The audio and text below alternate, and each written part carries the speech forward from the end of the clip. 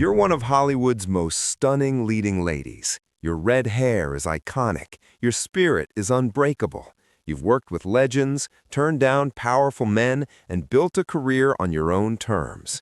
But there's one man, a celebrated genius, a filmmaking titan, who makes your blood boil.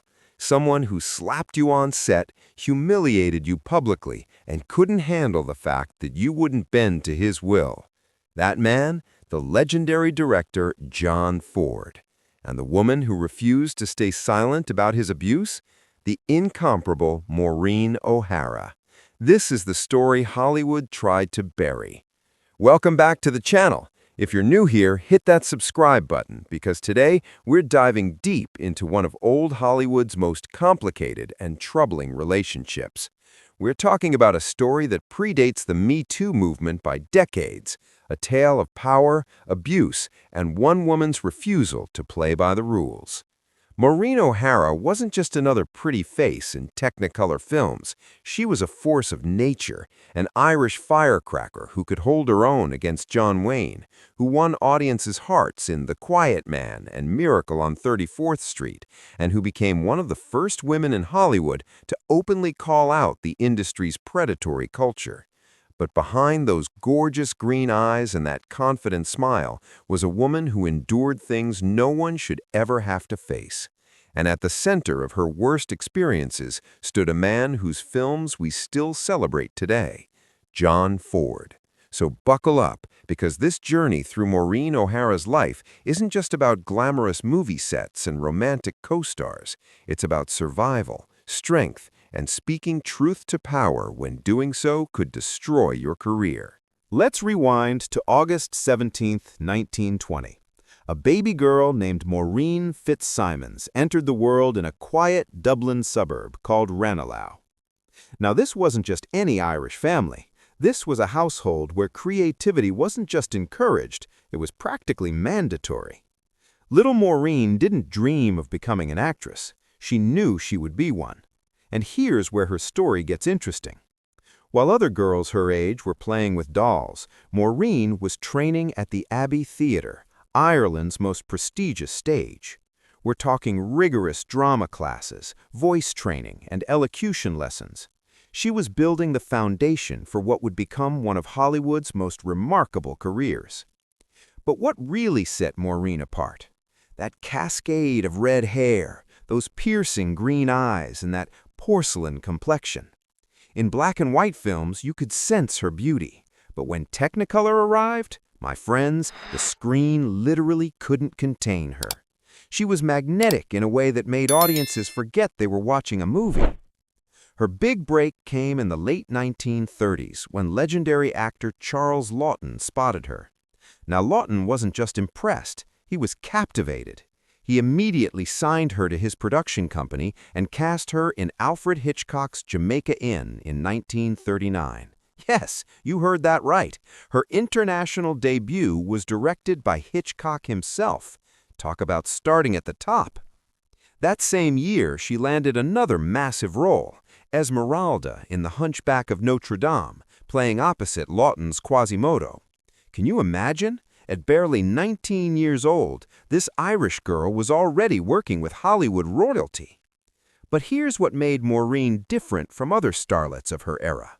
At a time when women in films were either damsels in distress or decorative objects in the background, Maureen chose roles with backbone. She played women who fought back, who had opinions, who refused to be pushed around.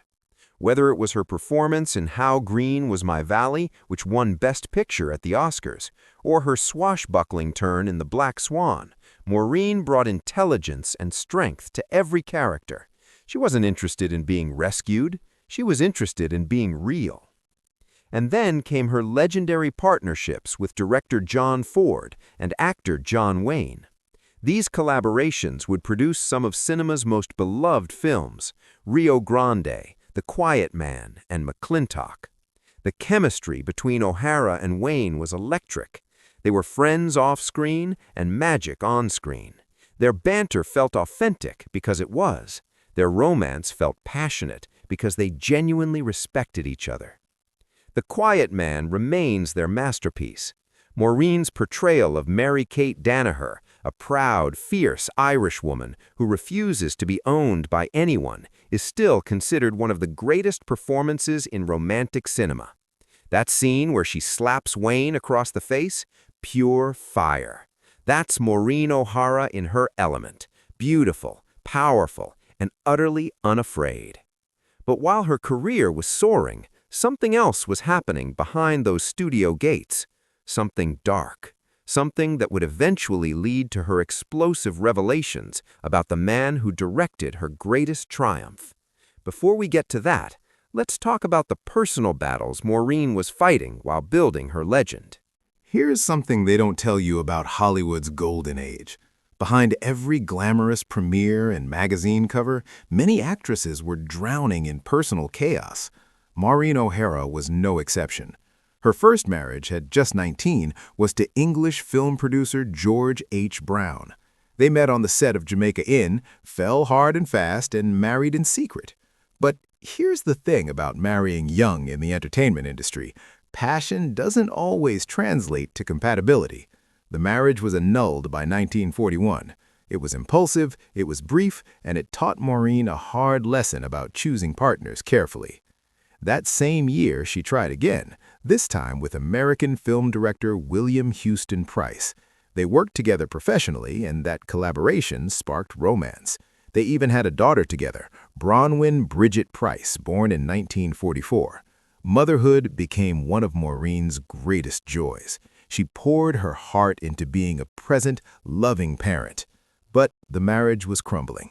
Price struggled with severe alcoholism, and Maureen found herself trying to hold together a household that was fracturing under the weight of addiction. For nearly a decade, she endured, she fought, she hoped things would change. But by 1951, she'd had enough. The divorce was painful but necessary. And suddenly, Maureen was a single mother navigating Hollywood's ruthless landscape alone. Then came Enrique Parra, a wealthy Mexican banker and political powerhouse. Their relationship lasted from 1953 to 1967, making it one of the longest and most significant connections of her life. Parra was charismatic, sophisticated, and he introduced Maureen to a world of international elegance she'd never experienced. They never married, but their bond was deep and genuine. When they eventually separated, likely due to cultural differences and public pressure, Maureen still spoke of him with warmth for years afterward. But her true love story? That didn't begin until 1968, when she was 48 years old. Enter Charles F. Blair, Jr., a real-life action hero. This man was a U.S. Air Force Brigadier General, a pioneering aviator in transatlantic commercial flight, and the founder of a Caribbean seaplane service. He wasn't intimidated by Maureen's fame, he wasn't threatened by her strength, he matched her spirit for spirit. Their marriage was built on mutual respect, shared adventure, and genuine companionship. Charles encouraged Maureen to step away from Hollywood's spotlight and embrace a quieter, more fulfilling life. And she did. She retired from acting, supported his aviation business, and they settled in the U.S. Virgin Islands, where they enjoyed what can only be described as paradise. For 10 years, Maureen finally had peace. Real, lasting peace. And then tragedy struck. In 1978, Charles died in a plane crash while piloting one of his seaplanes. Just like that, her soulmate was gone. But wait, it gets worse. That same year, Maureen was diagnosed with uterine cancer. Can you imagine losing your husband and facing a life-threatening illness in the same year? Most people would crumble under that weight. Not Maureen O'Hara. She faced the cancer with the same fearlessness she'd brought to everything else in her life. She underwent surgery, she fought, and she won. She recovered completely. Because that's who she was, a survivor who refused to let life's cruelties define her. But while she was building her career and navigating these personal storms, she was also dealing with something even more insidious. The systematic abuse that permeated every corner of Hollywood. And one man in particular made her professional life a living nightmare. All right, let's talk about John Ford. And I want you to understand something crucial here. This man was a cinematic genius. The Grapes of Wrath, Stagecoach, The Searchers, these aren't just films, they're cultural landmarks. Ford shaped the Western genre and defined what American cinema could be. But genius doesn't excuse abuse. And behind Ford's artistic brilliance was a deeply troubled man who weaponized his power and took out his frustrations on the people around him, especially Maureen O'Hara. Their collaboration on The Quiet Man produced one of cinema's most romantic, beloved classics. On screen, you see poetry, you see Ireland's rolling green hills, you see passionate love, you see chemistry that makes your heart ache. But behind the camera, it was a completely different story. Maureen later revealed that Ford was emotionally manipulative, publicly cruel, and outright abusive. He would humiliate her on set for no reason. He'd dismiss her ideas, mock her in front of the crew, and display jealous, controlling behavior that intensified over time. And here's where it gets really dark. Maureen came to believe that Ford had an obsessive, unrequited attraction to her. But because of his strict Catholic upbringing and inability to process rejection like an adult, he couldn't express these feelings healthily. Instead, he turned them into weapons. Instead of dealing with his emotions, he wielded his director's authority to intimidate and control her. Let that sink in for a moment. This man was so emotionally stunted that his response to attraction was abuse. In one particularly disturbing incident, Ford actually slapped Maureen during filming. His excuse? It was part of his directing method, as if physical violence is a legitimate tool for extracting performances. Now, this kind of behavior was often excused in the 1940s and 50s. The studio system protected powerful men. Actresses were expected to endure and stay silent. But Maureen refused. She stood her ground. She didn't shrink, didn't apologize, didn't accept his treatment as normal. And ironically, this fearlessness is probably what drew Ford's intense focus in the first place. He was simultaneously threatened by her strength and grudgingly respectful of it. The courage it took for Maureen to speak openly about this, especially during an era when Hollywood was controlled by powerful men and rigid hierarchies, cannot be overstated. She wasn't trying to destroy Ford's legacy or deny his talent. She was simply telling the truth, that a man could be both an artistic genius and a personal monster. That greatness in one area doesn't excuse cruelty in another. But Ford wasn't the only problem Maureen faced in Hollywood.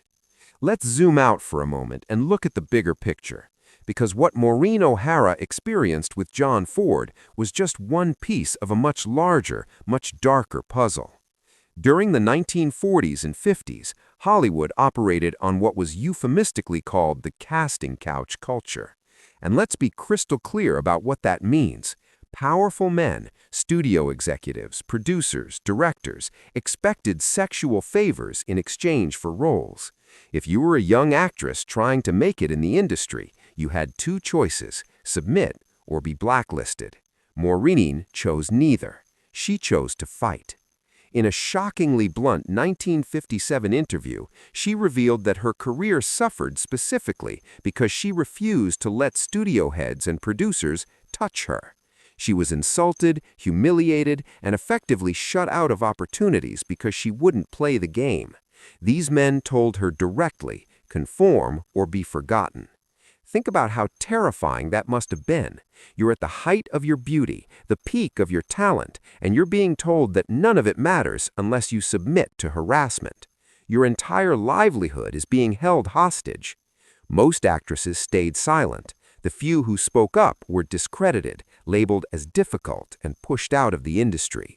But Maureen, raised with strong Irish Catholic values that place dignity above all else, refused to compromise her self-respect for anyone. She continued working on her own terms, choosing roles that reflected her inner strength: fierce heroines, proud mothers, independent women who refused to be broken. Every performance became an act of defiance. And here's what's remarkable. Decades before the Me Too movement, Long before actresses like Rose McGowan and Ashley Judd raised their voices, Maureen O'Hara was already exposing Hollywood's toxic underbelly. At the time, many dismissed her words. Some accused her of exaggeration or attention-seeking, but history has vindicated her honesty completely. She paid a price for her courage, there's no question about that. Roles she deserved went to more compliant actresses. Opportunities disappeared, but she endured, she flourished, and she never ever bowed to Hollywood's darker forces. Maureen paved the way for every woman who would later speak out against abuse in the film industry. She was a trailblazer in the truest sense, someone who carved a path through hostile territory so others could follow. In 2014, the Academy of Motion Picture Arts and Sciences finally recognized her contributions with an honorary Oscar. She appeared at the ceremony with trademark elegance and quiet strength, reminding everyone that her spirit hadn't dimmed with age. If anything, it burned brighter. On October 24, 2015, Maureen O'Hara passed away peacefully in her sleep at her home in Boise, Idaho. She was 95 years old. Nearly a century of life marked by triumph, tragedy, resilience, and unwavering courage. She was laid to rest at Arlington National Cemetery beside her beloved husband, Charles Blair. It was a fitting final chapter for a woman who'd lived life on her own terms, fought battles most of us can't imagine, and never once compromised her integrity for fleeting gain. Maureen O'Hara's legacy extends far beyond the films she graced.